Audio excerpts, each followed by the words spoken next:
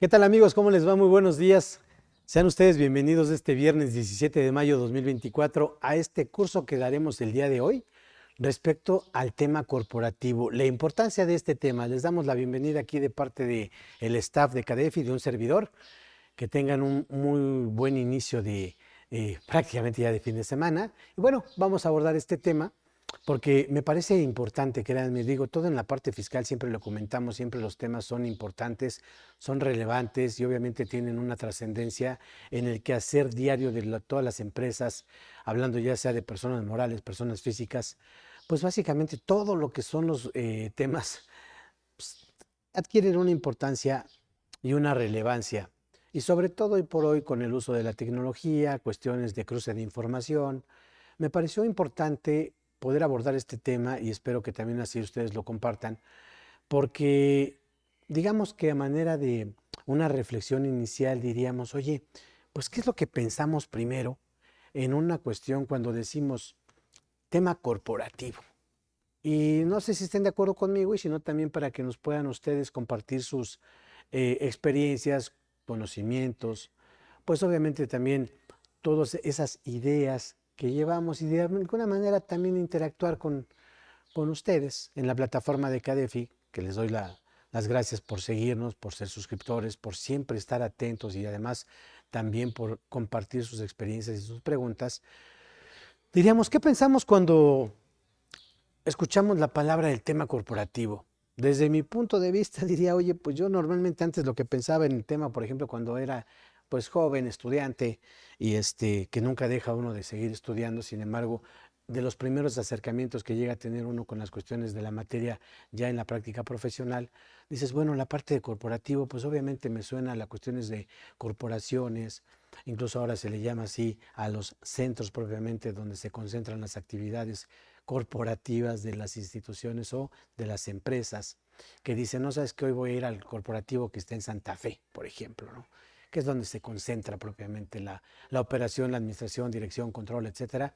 Y dices, bueno, sí, de entrada sí me parece que eso regularmente está muy ligado a esa situación en cuanto a las corporaciones grandes, pero creo que la primera idea que nos viene a la mente es esa, que decimos es que un tema corporativo regularmente le va a corresponder, le va a aplicar a grandes empresas, ya sean nacionales, transnacionales o grupos de empresas que son muy grandes y finalmente eso pareciera que a mí no me va a aplicar, toda vez que en México pues la mayoría de las empresas son de medida, bueno, diría incluso medianas, micro y pequeñas empresas. Entonces dices, bueno, como que esa parte no me aplica, ¿no? Eso que se haya para PepsiCo, para cuestiones muy grandes, transnacionales, pero a mí como que no me aplica o de alguna manera cómo aterrizarlo o de qué manera me podría afectar el tema corporativo. Para mí que soy una empresa familiar en la que tenemos a lo mejor ya dos generaciones y piensen por ejemplo de las que nosotros conocemos, de las que habitualmente podemos ir incluso a consumir. Se me ocurre en la parte de alimentos, restaurantes, que conozco yo varios realmente historias de éxito de empresas familiares que de verdad empezaron a lo mejor ahí vendiendo carnitas, y ese es un caso real, verídico, carnitas en un tianguis, pero hoy por hoy tienen una empresa en la que ya tiene 12 sucursales.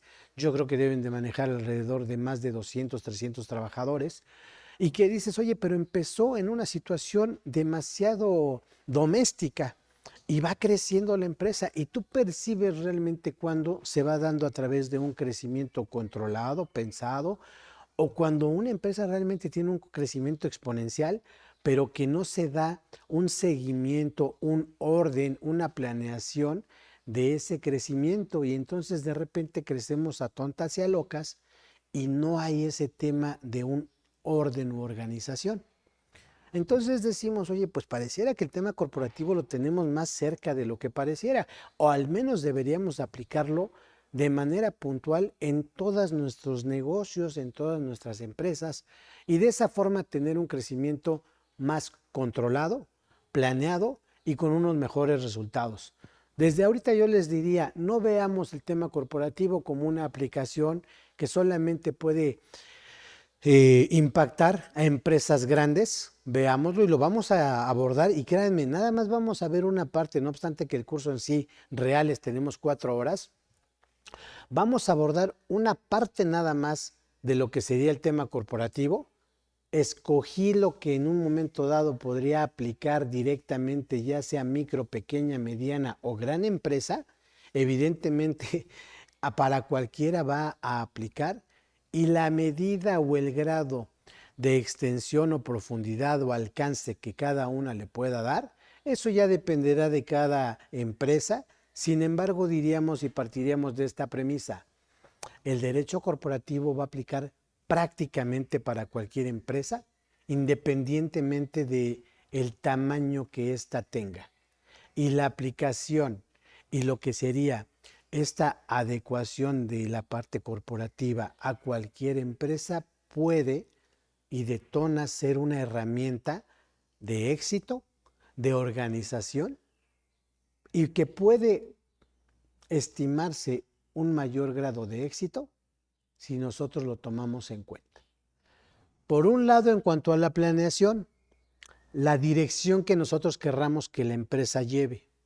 Pero por otro lado, de manera preventiva, ya decíamos, esto ahora tiene una interconexión con muchas aristas, hablando, por ejemplo, en la parte legal, en la parte tributaria, en la parte administrativa interna, ¿ok?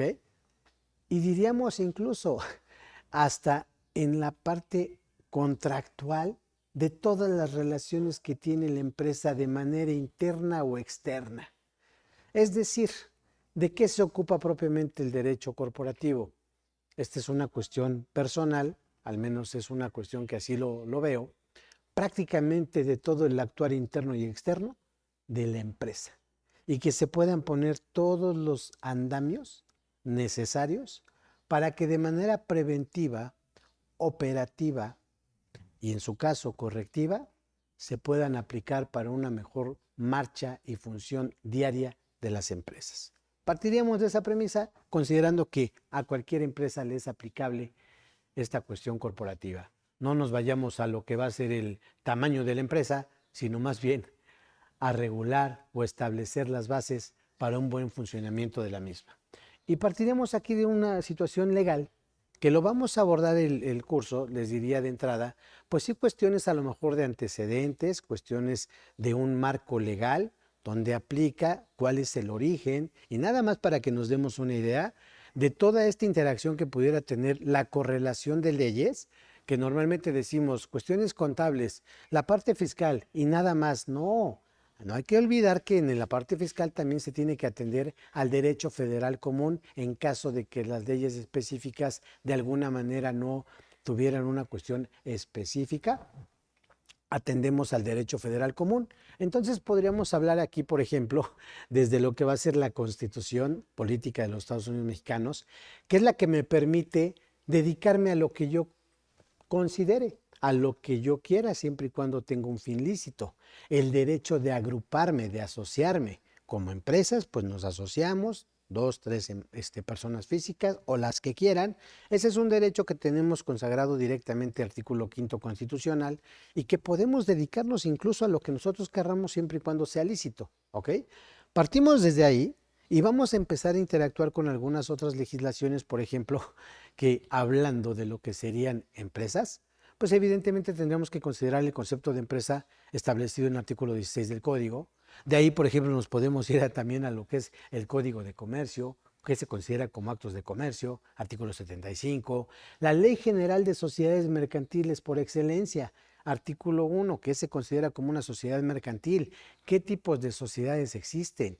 Y vamos a ir profundizando poco a poco para decir, sí tengo por aquí la parte de lo que es la cuestión legal fiscal, pero también esa parte legal del derecho común, ¿qué es lo que yo tendría que estar considerando?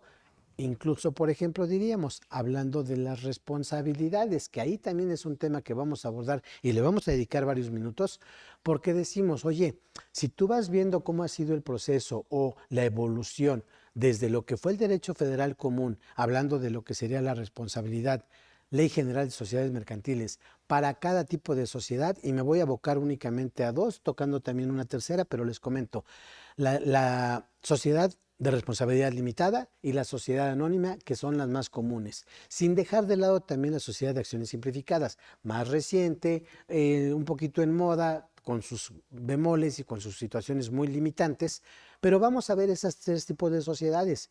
Por ejemplo, desde la parte de lo que sería, desde la óptica mercantil, hasta dónde llegan mis responsabilidades como socio o accionista de este tipo de sociedades. Porque yo les comento, por ejemplo, que desde que cuando yo estudiaba desde vocacional, que ya llevábamos cuestiones pues de contabilidad, contaduría en sí, ya llevábamos en vocacional esa parte, llevábamos, recuerdo, derecho mercantil, llevábamos ley de seguro social, cuestiones que a nivel bachillerato ya se manejaban y que nos daban más elementos todavía para cuando llegamos a la superior, ya traías unas bases. Pero recuerdo que desde ese momento nosotros ya decíamos, oye, pues la sociedad ya tiene una responsabilidad limitada. O también existe otro tipo de sociedad donde es sociedad de responsabilidad ilimitada. ¿Y en qué consistía esa responsabilidad? Hasta el monto de mis aportaciones, hasta dónde tendría yo en un momento dado salvaguardado mi patrimonio, o cuando ya existe ese brinco de que si la empresa no cumple, yo también tengo que responder con el patrimonio. Pero ojo, desde la óptica mercantil. Y eso prácticamente les diría que desde ese entonces que les comento que yo estudiaba en vocacional, pues no ha cambiado. Las últimas modificaciones en ese aspecto vienen del 1981, es decir, no se ha modificado la parte mercantil. Sin embargo, ahí vamos a ver que precisamente desde 2020 para acá, en la parte fiscal, sí ha habido una situación muy importante respecto a la responsabilidad, un poquito mal manejada de parte de lo que sería el Código Fiscal, respecto a decir una responsabilidad solidaria, cuando veremos incluso por la cuestión mercantil, que es del derecho federal común, cómo se debe de considerar, por ejemplo, una responsabilidad limitada, una responsabilidad ilimitada, que a lo mejor por el puro nombre ya sabemos en qué consiste, ¿de acuerdo? Pero tenemos que explorarlas para poder definirlas. Una responsabilidad solidaria y una responsabilidad subsidiaria. Y vamos a ver cada una de ellas.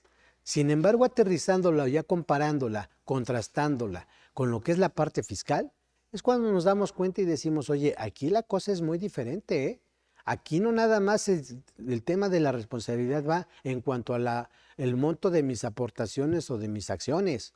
Aquí ya puede tener una situación adicional, precisamente incluso hasta patrimonial, y eso es también parte de lo que vamos a ver. Vamos a checar también lo que serían los libros sociales, que decíamos, oye, eso de corporativo, Octavio, para mí pareciera que nada más es para grandes empresas.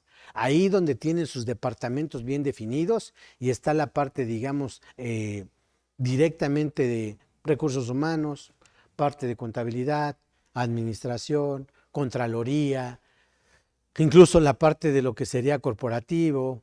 Dices, para esas es como está hecho. No, todos tenemos la obligación, por ejemplo, diríamos, de constituirnos, desde luego, de manejar actualizados lo que son nuestros libros sociales, libro de actas, libro de registro de accionistas, aportaciones de capital.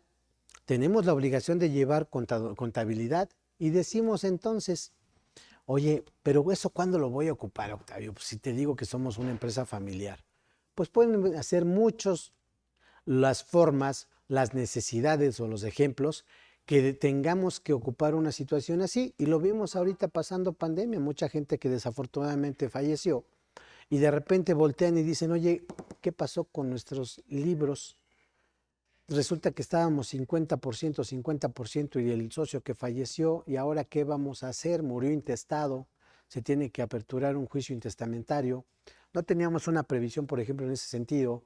No hay un plan B o una situación, digamos, de una acción en caso de que hubiera situaciones de crisis. Crisis no nada más me refiero a que falta de una cuestión económica, sino también de crisis en las que tengamos que considerar algunas situaciones legales para poder operar en la empresa. A eso me refiero.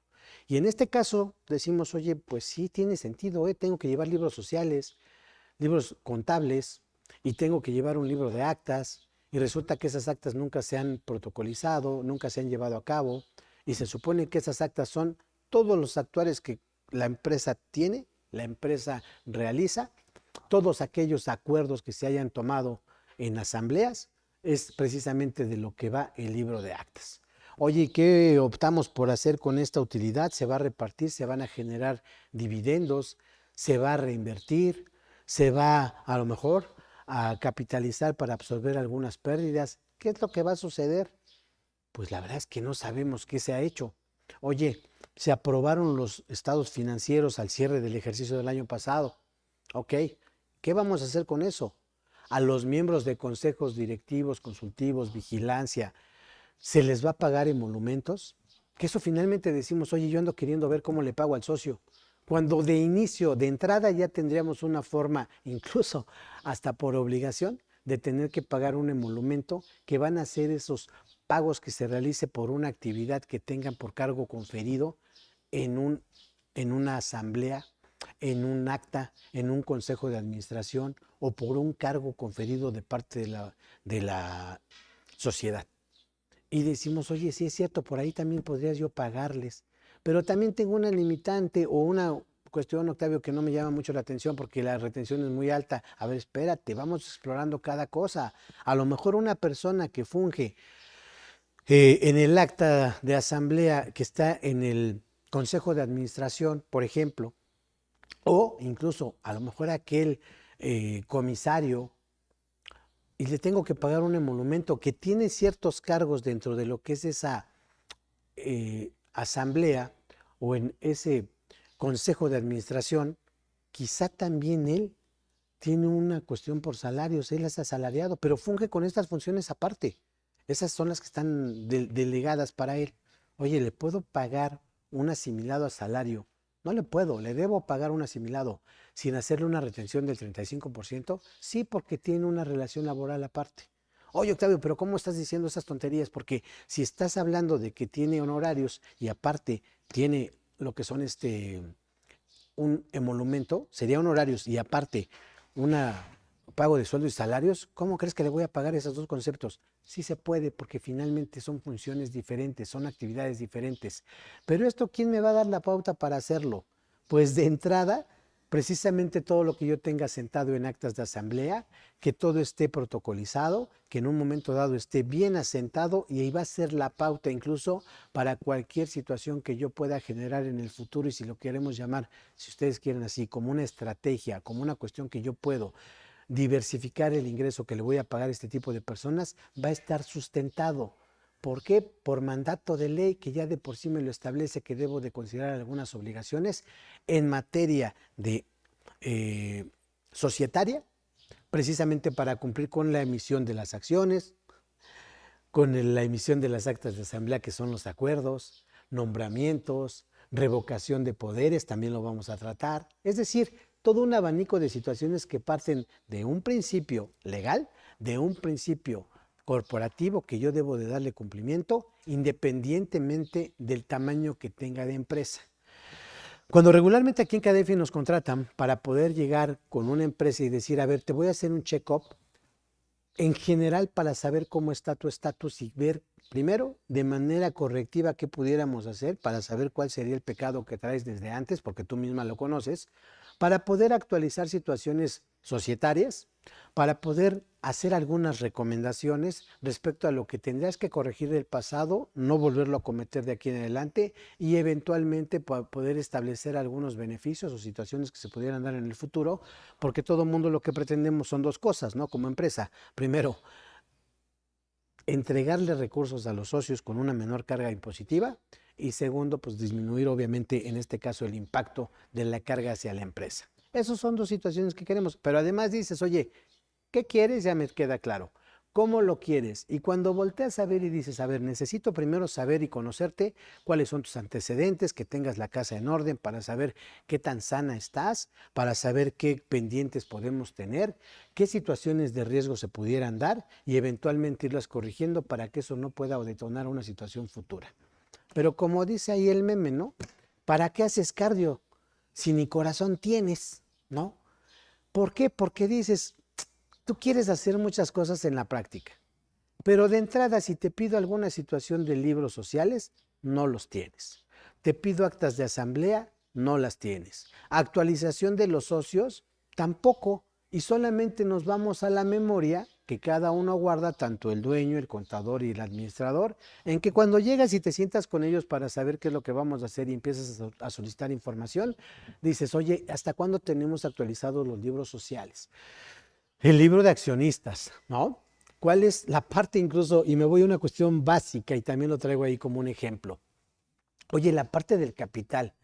Se suscribió, de acuerdo. Sí, Octavio, aquí tengo hasta 2 copias certificadas de lo que fue el acta inicial de lo que va a ser la constitución de la empresa. Ah, perfecto, sale. Dice que se suscribió el capital, ¿de acuerdo? Pero ¿cuándo se exhibió? A ver, pásame tu asiento contable de la exhibición del capital. No, Octavio, lo tengo todavía en una cuenta de deudores. Subcuenta, capital suscrito, con abono al capital. Y dices, a ver, otra vez.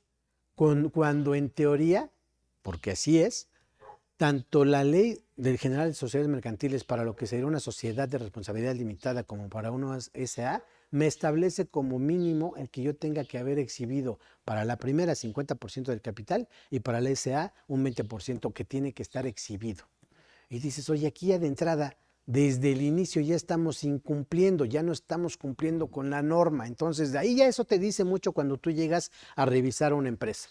Y dices, oye, pues esa parte, pues ya me está diciendo bastante, porque incluso hasta lo que falta ya me está proponiendo que no hay un buen control, un seguimiento, administración, una planeación y no hay mucho orden que digamos. Y precisamente para eso es que nosotros de repente pues llegamos y podemos dar ese apoyo.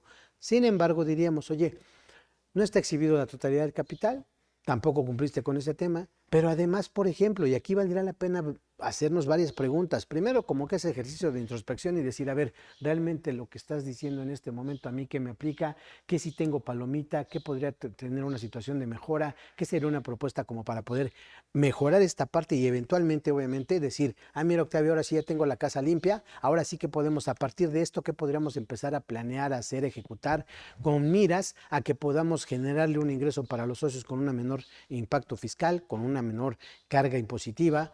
¿Qué tanto dentro del marco de ley, desde luego, también podría yo aplicar para un mejor funcionamiento de la empresa?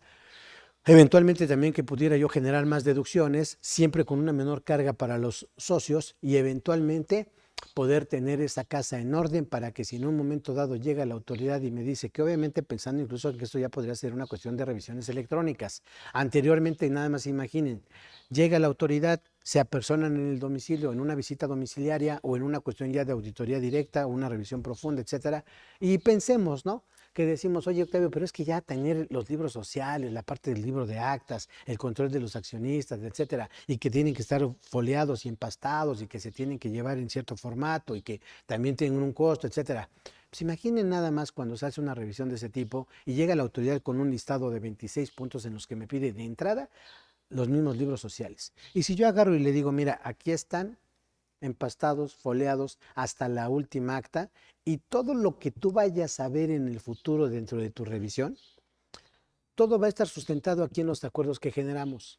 Y otra vez, derecho federal común, decimos, a ver, Octavio, ¿para qué tanta vuelta si de todos modos la autoridad me va a querer rechazar las cosas?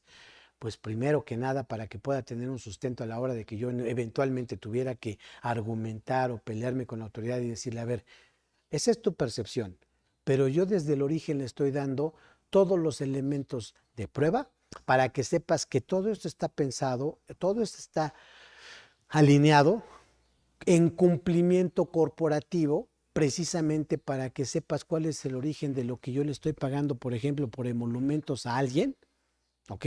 Miembros del consejo, le pago esos emolumentos y le hago estas retenciones y está generado un dichoso CFDI y es imposible, autoridad, que me lo quieras dejar de considerar porque todo lo tengo desde el origen determinado. Y nada más a manera de ejemplo, para que no nada más me crean a mí. No se trata de un acto de fe, se trata propiamente de que esto se pueda corroborar, decir y establecer como una medida de base y prevención en caso de que la autoridad, como siempre, me quiera rechazar alguna situación que yo esté ejecutando. Es muy distinto esto que estamos hablando, ejecutarlo, hacerlo, plantearlo. Es muy distinto a que yo pudiera estar haciendo una simulación de operaciones. De eso no estamos hablando aquí y no lo vamos a hablar. Lo voy a contrastar nada más para que veamos. Porque cuando llegas y le dices al socio, oye, mira, podríamos hacer esto, pero lo primero que necesito es que tengas estos antecedentes bien definidos, que tengas tus libros de actas, de asambleas, tus acuerdos, contratos, etcétera. Y esto obviamente va a llevar un tiempo, va a tener un costo, pero definitivamente esta parte sí puede quedar ya como fija, funcional y además cuestión de que pudiera dar efectos ante terceros si lo hacemos correctamente y ya podríamos empezar a planear situaciones futuras a un mediano y largo plazo.